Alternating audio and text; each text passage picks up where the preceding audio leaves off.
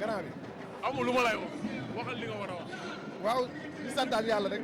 di julaat ci yeneen bu baax a baax di sant suñu ñaari waaj aussi di leen ñaanal fañ nekk ñi leen fekk ak ñi fa fekk yëpp yàlla na yàlla boole xanaa jël aussi ñi nekk si lal hôpitaux yi wala ñu nekk si kër yi tawat yàlla suñu borom fëgg seen bopp ñu wér ñi nekk si kaso bi nag tamit yàlla indi leen di ñaan nag suñu borom soppi leen ba ëllëg ñu bañ fa delloo natt boobu bañ a dal ci ñoom di sant nag ak lu caare gi di sant monde lamb namm nañu la bu baax a baax ndax xam nga li ñu namm ci yow ba léegi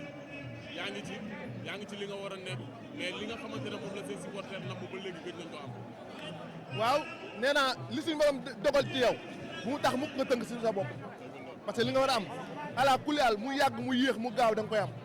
te gëm naa li may wax saa sama supporter ak waa Thiaré nee naa sama bakkan bi fii ak maa ngi koy am di ko yëg li ngeen bëgg naa ko indi parce que fexe naa bu ñu tudd tey Thiaré xam Thiaré kon nag am na loo xam ne mbirum suñu borom la waaye li ci war mooy saa boo simee ko askan àdduna yëpp nañ xam ne kii liggéey na def na li mu war a def waaye suñu borom li la ko namm ci moom loolu la def ci moom. sa mafia bi nekk guy bi xam nga leen bu baax dama fa dugg ñu ne ñàkk kenn dàq ko bële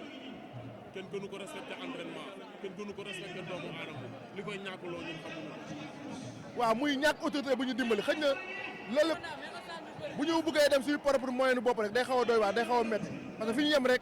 adversaire yi ñuy bëreel fa la ñuy commencé te dafa am loo xam ci maanaam bët bu rusul toj waaye man bañu ma loolu xëy na un jour viendra ñoom dañuy xam seen doom fi mu taxawee ñu ñëw li ñu war def ñu def ko waaye nag xeebulu ma kenn parce que li ñu jàpp xeeb ma ko maa leen sant ñoom ñëpp waa Thiaré ak képp kuy sibara ñax ak képp kuy jàppal ñax ak foo mun nekk muy diaspora beeg àdduna maa ngi kontaan ci loolu di sant bu baax xeebu ma leen luy def ci man di sant nag sama waa igri di encouragé Pape Mbër di ko wax làmb nii la di ñaanal Modou Baye Fall bu baax a baax di ko wax làmb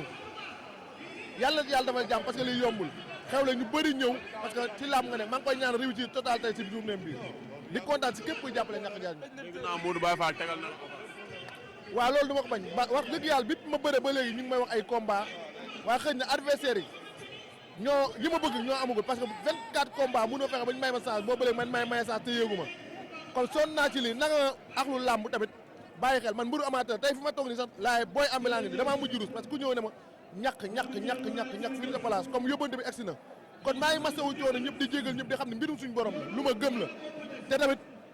lu may topp lépp nag li ma war def yëpp naa ko def ci kàttu suñu borom di sant nag les pro bi du ma leen fàtte mukk di sant waa Poste Thiaré waa Thiaré yi yëpp testoo maa ngi leen ñaanal ci final bi ñu jëm suñu borom yombaleen leen ndam li yàlla nañ jël coupe bi parce que namm nañ ko lool. ça 10 na